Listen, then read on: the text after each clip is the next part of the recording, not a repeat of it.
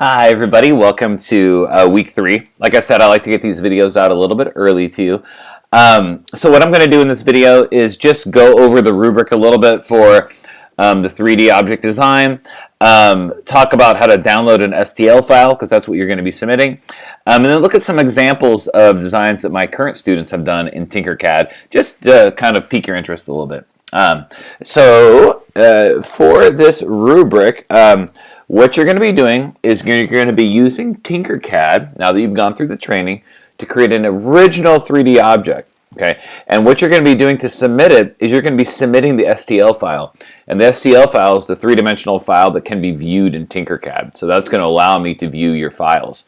There's an extra video here that you might find useful if you didn't find the trainings from last week useful. Really my goal was to scaffold this assignment where you had week 2 to train and then you have the assignment this week. And before we get into the rubric, really just pick something that you would like to do that's not a circle or a box. I'm going to show you some examples that some of my students did. Doesn't have to be exceedingly complex, but if you want to go for it, really, I'm not going to be grading the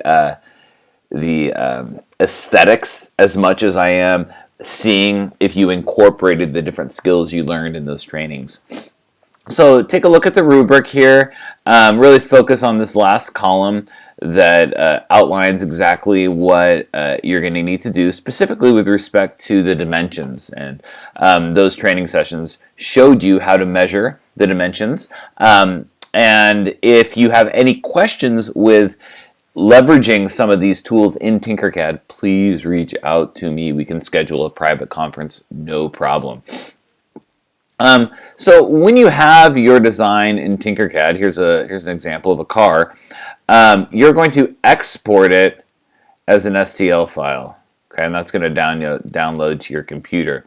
And that STL file is then going to be the three-dimensional file that when opened in Tinkercad is going to allow another person to manipulate it. And that's really that file, that initial file that is then going to be processed into what's called a G code, which the 3D printer then will interpret and print. But the STL file is sort of the PDF, if you will, of 3D printing.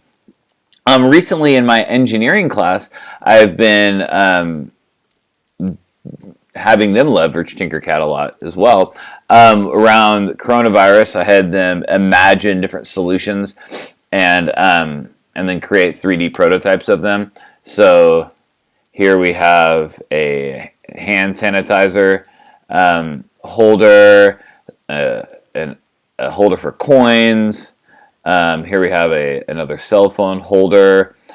Students creating mask shield devices. Here we have door openers, bottle cap tops, all kinds of silly stuff right here. Really the prompt was to do something using CAD that then provided some aspect of safety during the current pandemic. So really cool stuff. They're using Padlet here. I really love Padlet.